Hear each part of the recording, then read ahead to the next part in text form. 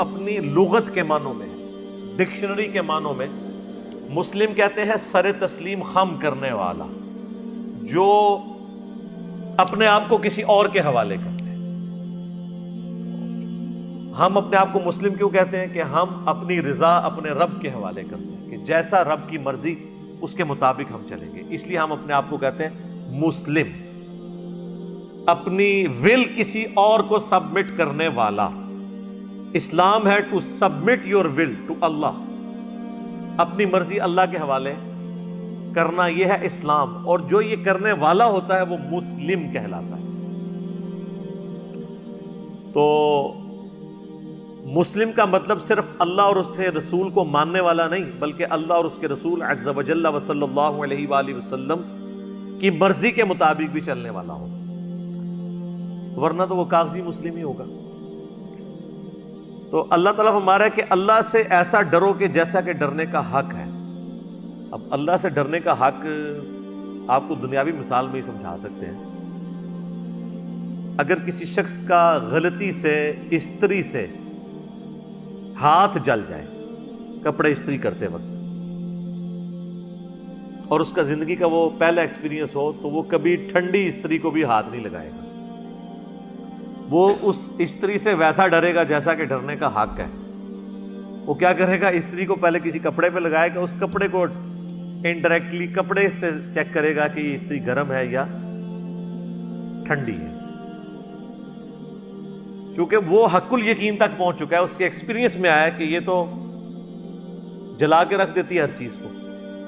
اللہ سے بھی ڈرنے کا حق یہ ہے کہ انسان اس یقین کامل تک پہنچ جائے کہ واقعی جس طرح دنیا میں فزیکل لاز ایکٹیو ہیں، اسی طریقے سے آخرت میں مورل لاز بھی ایکٹیو ہوں گے۔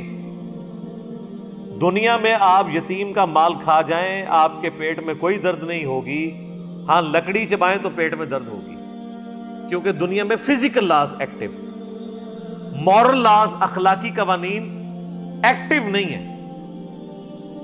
آخرت میں یہ ایکٹیو ہو جائیں گے۔ وہی چیز ہے جو سورہ نساء میں آئی کہ جو لوگ یتیموں کا مال لاحق ہڑپ کر رہے ہیں وہ اپنے پیٹ میں دوزخ کی آگ بھر رہے ہیں۔ اب یہاں پہ اگر کوئی یتیم کا مال کھاتا ہے تو اس کو آگ جلتی ہوئی تو محسوس نہیں ہوگی، لیکن آخرت میں یہ فزیکل لا کی طرح ایکٹیویٹ ہو جائیں گے مورل لاز۔ بخاری مسلم میں کتنی احادیث ہیں کہ جو لوگ کنز بنا کے رکھتے ہیں مال کو اور زکوٰۃ نہیں دیتے، تو وہ اژدہے کی فارم میں، سانپوں کی فارم میں وہی اس کا مال اس پہ مسلط کر دیا جائے گا۔ اب دنیا میں کوئی کیا امیجن کر سکتا ہے کہ ایک سونا اس میں سے اژدہا کیسے بنے گا؟ یہ تو امیجن ہو سکتا ہے جو سورہ توبہ میں آئے کہ جو لوگ کنز بنا کے رکھتے ہیں سونا اور چاندی کو، یہ قیامت والا دن گرم کر کے ان کے پہلوؤں کو، ان کی پیشانیوں کو، ان کی پیٹھوں کو داغا جائے گا۔ یہ تو سمجھ آتی ہے کہ جناب گرم کر کے اگر پگھلا کے سونا کسی کے اوپر انڈیلا جائے تو وہ کس تکلیف سے گزرے گا، لیکن اس سونے کا اژدہا بن جانا، سانپوں کی شکل اختیار کر جانا، اب یہ اس دنیا میں ہم اس کو امیجن نہیں کر سکتے۔ دنیا نے اگر یہ چیز ایکسپیرینس بھی کی ہے تو حضرت موسیٰ علیہ السلام کے زمانے میں کہ پلانٹ کنگڈم اینیمل کنگڈم میں بدل گیا کہ وہ ایک عصا کو پھینکتے تھے تو وہ اژدہا بن جاتا تھا، پھر دوبارہ پکڑتے تھے واپس آ جاتا تھا۔ ہم نے بھی صرف یہ چیز پڑھی یا سنی ہے قرآن کے ذریعے، فزیکلی نہیں دیکھی۔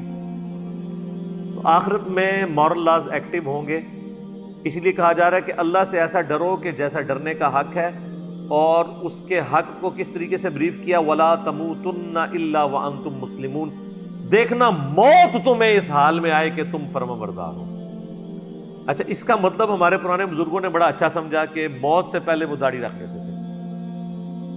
آپ دیکھ لیں، لوگ تو پرانے وقتوں کو یاد کرتے ہیں اور کہتے ہیں جی بڑا مبارک دور تھا۔ میں کہتا ہوں اسلام نے جو یہ دور دیکھا ہے نا، صحابہ تابعین کے بعد اتنا مبارک دور اسلام کی ہسٹری میں کبھی نہیں آیا۔ آج سے 30-40 سال پہلے جو لوگ کالجز اور سکولوں میں پڑھتے تھے ان سے ذرا پوچھیں کہ کالج میں کتنی لڑکیاں تھیں جو برقع پہن کے آتی تھی چہرے کا نقاب کر کے؟ رواج ہی کوئی نہیں تھا۔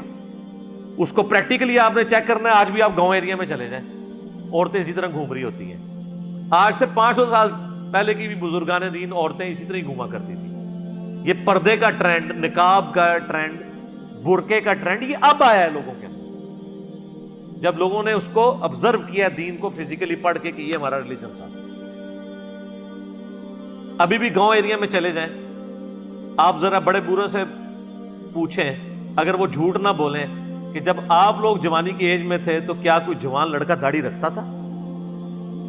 اگر کچھ چھوٹی سی اس کی شیپ بھی بڑھ جائے نا تو اس کو وہ سفید داڑھی والے بابے سمجھانا شروع کر دیتے تھے، تو کہ جناب جوانی جی بڑھا ہو گیا۔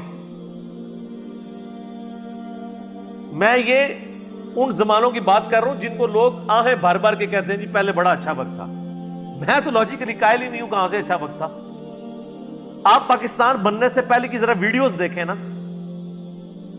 تو آپ کو پتا چل جائے گا کتنے لوگ جو ہے وہ فزیکلی ریلیجن کو اس طریقے سے اڈاپٹ کیے ہوئے تھے۔ گاؤں میں تو بوڑھے لوگ ہی صرف نماز پڑھتے تھے، اور ابھی بھی آپ گاؤں ایریا میں چلے جائیں تو زیادہ تر آپ کو بوڑھے نظر آتے ہیں۔ یہی حال شہروں کا بھی تھا، لیکن سر آپ اسلام آباد میں، کراچی میں، لاہور میں ذرا مسجدوں میں جا کے گنے کتنے جو ہے کالی داڑیوں والے نمازی ہیں اور کتنے سفید داڑیوں والے، تو آپ کو پتا چل جائے گا کہ اسلام نے جو یہ اچھا وقت ابھی اویل کیا ہے آج سے پہلے نہیں تھا۔ تو پرانے لوگوں نے اس کا مطلب یہی سمجھا ہوا تھا کہ موت سے پہلے پہلے اپنے آپ کو نا دیکھنا، تمہیں موت نہ آئے مگر اس حال میں کہ اللہ کے تابع فرمان ہونا، یعنی موت کے قریب قریب جا کے داڑھی رکھ لو، نمازیں شروع کر دو، باقی پوری زندگی عیاشی کرو۔ 60 سال کے بعد جب گورنمنٹ بھی آپ کو ریٹائر کر کے ٹھوڈا مار کے نکال دے کہ اب تو اس قابل نہیں ہے کہ سرکاری نوکری کر سکے، اب جا کے اللہ کی نوکری کرو،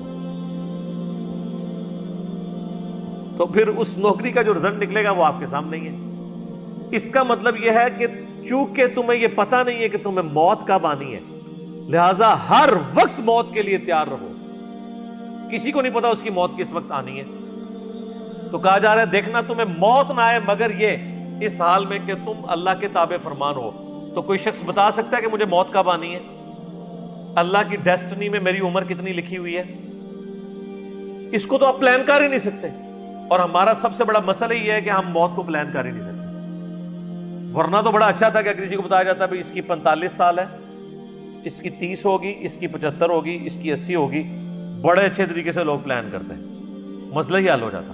لیکن ابھی تو پتہ ہی نہیں ہے، پوری زندگی غفلت میں گزرتی ہے، اور جب موت آتی ہے انسان کہتا ہے اوہ یہ کیا ہو گیا۔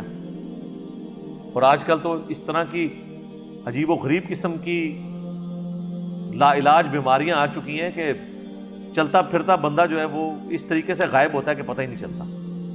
اچانک پتہ چلتا ہے گھٹنے میں درد نکلی، وہ جی کینسر نکلا ہے، جی ہڈیوں کا کینسر ہو گیا، جی سر میں درد ہوئی، وہ جو ٹیومر نکلا ہے، جی او پہ آ جائے بندہ۔ تو اللہ تعالیٰ کہہ رہا ہے کہ تمہیں موت نہ آئے اس حال میں مگر تم مسلم ہو۔ مراد یہ کہ ہر وقت اللہ کے سامنے اس کے تابع فرمان رہو، کیونکہ موت کا تو پتہ نہیں ہے۔ یہ نہیں ہے کہ جب موت آنے والی ہو تو یہ کرو، وہ تو کسی کو پتہ ہی نہیں ہے۔